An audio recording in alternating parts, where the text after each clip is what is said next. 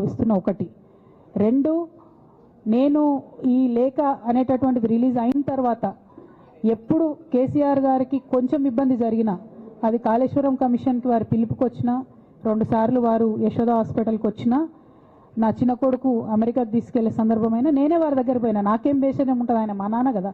నేను పోయిన తర్వాత ఈ దుష్ట చతుష్టయం ఏదైతే ఉన్నదో, ఈ ఇద్దరు 2 గ్యాంగులు ఏవైతే ఉన్నాయో అక్కడ జరగనిది జరిగినట్టుగా మీడియాలలో విచిత్రమైన వార్తలు రాపించారు. ఎంత ఘోరం అంటే, నేను నా కొడుకుని తీసుకపోతే నన్ను గన్మెన్లు రాలేదట. జరుగుతుంది అని ఎక్కడన్నట్లు. ఇటువంటివన్నీ మెయిన్ స్ట్రీమ్ పత్రికలు రాస్తాయి. మరి విచిత్రం నాకు అర్థం కాదు. మెయిన్ స్ట్రీమ్ పత్రికలు అనేటటువంటి ఇట్లాంటి వార్తలు మరి ఆడ ఎవరు లేని కూడా లేరు. ఎవరు చెప్పిరు, ఎందుకు రాపిచ్చిరు? సో నేనేమంటున్నా అంటే, నేను ఎప్పుడు నాన్న దగ్గరికి వెళ్ళడానికి చూసినా కూడా మా మధ్య స్పర్ధ పెంచడానికి అనేకమైన వార్తలు రాపించి అనేకమైన కుట్రలు ఈ గత 103 రోజులుగా కొనసాగుతూనే ఉన్నాయి నా మీద. కానీ అంతకుముందు కూడా జరిగినాయనేదే నేను చెప్తున్నా. అందులో భాగంగానే రాఖీ రోజు కూడా ఒక 24 గంటల ముందే నేను అన్నకు కూడా మెసేజ్ పంపిన. అన్న రేపు రాఖీ ఉంది, నేను వచ్చి కడతాను, మీడియా లేకుండా వచ్చి కడతాననే మెసేజ్ పంపిన. బట్ అన్న బిజీగా ఉండే ఎక్కడికో వెళ్ళిండ్రు, నేను అర్థం చేసుకున్నాను, అందుకే వెళ్ళి రాఖీ కట్టలేకపోయినాను. సో నేను నా వైపు నుంచి ఎక్కడ కూడా కమ్యూనికేషన్ చేయడానికి ప్రయత్నంలో లోపం జరగలేదు. అటువైపు నుండి కమ్యూనికేషన్ రాలేదు. నేను చెప్పాలనుకున్నవి, నేను ఎత్తుకున్న ప్రజా సమస్యలు ఈ 103 రోజులలో మీ ముందున్నాయి, అవి చేస్తూనే ఉన్నా. ఇక భవిష్యత్తుకు సంబంధించినటువంటి విషయం నేనేం ఆలోచించలేదు. ఎందుకోసం అంటే, నిన్న నోటీస్ రావడం అనేటటువంటిది డెఫినెట్గా నేను కొంచెం బాగా బాధపడ్డా.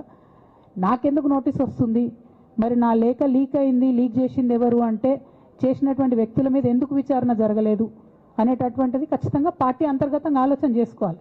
అంటే నన్ను ఏం మాట్లాడకుండా నన్ను డైరెక్ట్గా ఉరిదీస్తారు. నేను ఎవరి మీద అయితే కంప్లైంట్ చేసినో కనీసం వాళ్ళను అడిగినరా, అడగలేదా, చర్యలు తీసుకున్నారా, తీసుకోలేదా, ఏమీ చెప్పకపోతే, ఆ మాత్రం అంతర్గత ప్రజాస్వామ్యం లేకపోతే బయట ప్రజలకు మనం ఏం చెప్తామన్నది నా ప్రశ్న.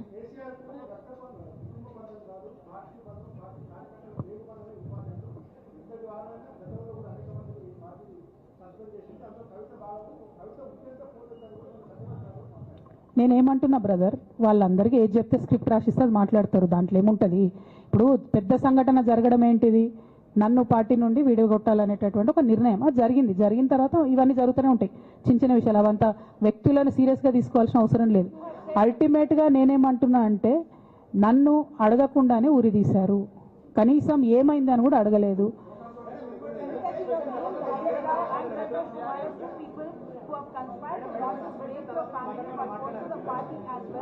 But this is also being portrayed as a succession battle that your father actually chose your brother as a political heir and that you want space in the political party as a leader, and that's the reason why you started making this kind of reversal.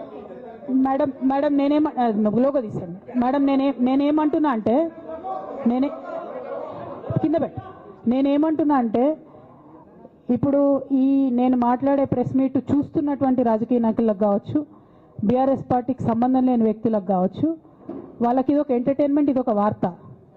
కానీ నాకు నా life, మా BRS party కార్యకర్తలకు వాళ్ళ life. So నేను చాలా తీవ్రమైనటువంటి బాధలో గంభీరంగా ఉండి మాట్లాడేటటువంటి ప్రయత్నం చేస్తున్నాను.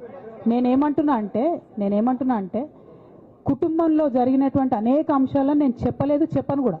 ఎందుకంటే అది ప్రజలకు అనవసరం. అది నేను ఆ బాధను పంచుకుంటే మీరు తట్టుకోలేరు కూడా. నేను చాలా గట్టిదాన్ని, మొండిదాన్ని, దయ్యాన్ని కాబట్టి తట్టుకొని నిలబడ్డా. కానీ నా ప్లేస్లో వేరే వాళ్ళు ఉంటే తట్టుకోలేరు. సో కుటుంబంలో ఇంటర్నల్ విషయాలు నేను మాట్లాడతలేను, ఓన్లీ పొలిటికల్ ఇష్యూసే నేను మాట్లాడుతున్నా. పొలిటికల్గా నన్ను సైడ్ లైన్ చేసి, నన్ను సస్పెండ్ చేసి, పార్టీకి అనుక్షణం నష్టం చేస్తున్న ఆ ఇద్దరు వ్యక్తులను, వారి గుంపును, వారి ముఠాను పార్టీ ఎట్లా మోస్తుంది అనేటటువంటిది నా ప్రశ్న. సరే, నిన్న మొన్న ఆ గుంపుకు సంబంధించిన వ్యక్తులు అన్ని చోట్ల నా ఫ్లెక్సీలు చింపేసి నాకు దిష్టిబొమ్మలు, శవయాత్రలు ఎందెందో వేసిరట. ఈ ఉత్సాహం కేసీఆర్ గారి మీద సిబిఐ ఎంక్వైరీ చేస్తా అని రేవంత్ రెడ్డి గారు అన్నప్పుడు ఎక్కడ చచ్చిపోయింది ఆ ఉత్సాహం అని నేను అడుగుతా ఉన్నా. ఎందుకు చేయలే రేవంత్ రెడ్డి గారి దానాలు, దిష్టిబొమ్మలు ఎందుకు చేయలే? ఏం అండర్స్టాండింగ్ ఉంది మీకు? నా ప్రశ్న సింపుల్. నన్ను వ్యక్తిగతంగా ఏదో చేస్తారన్నది కాదు. నాకు నష్టం జరిగేదే లేదు. ఎందుకంటే ప్రజలు చూస్తున్నారు, ప్రజలు గమనిస్తున్నారు. తెలంగాణ ఆడబిడ్డలు తమ ఇంటి ఆడబిడ్డలుగా ఆదరించారు నన్ను. ఒక్కొక్కరు అడిగితే అర్థమవుతలే, ఏం అర్థమవుతలే.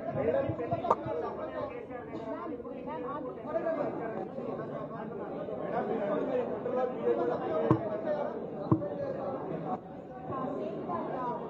Rao has taken or does irregularities, and that's the money that went into the elections. And you said that Harish Rao has not been given a second term. You seem to be considering that KCR also knew about the irregularities.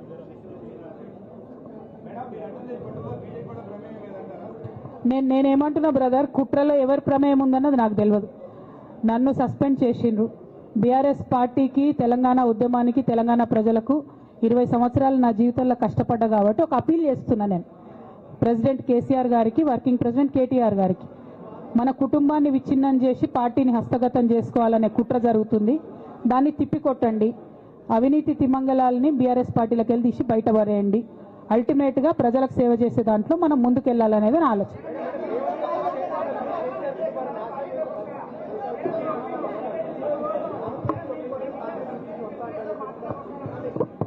ఇక్కడ ఇంకో మాట చెప్పాలి brother, నేను నిన్నటి నుంచి పేపర్లలో ఈ పార్టీలో ఏరుతున్నా, ఆ పార్టీలో ఏరుతున్నా అని వచ్చింది. నేను ఏ పార్టీలో కూడా చేరను. నాకు ఏ పార్టీతో అవసరం లేదు. నేను ఫ్యూచర్లో ఏం చేయాలనే విషయం జాగృతి కార్యకర్తలతోని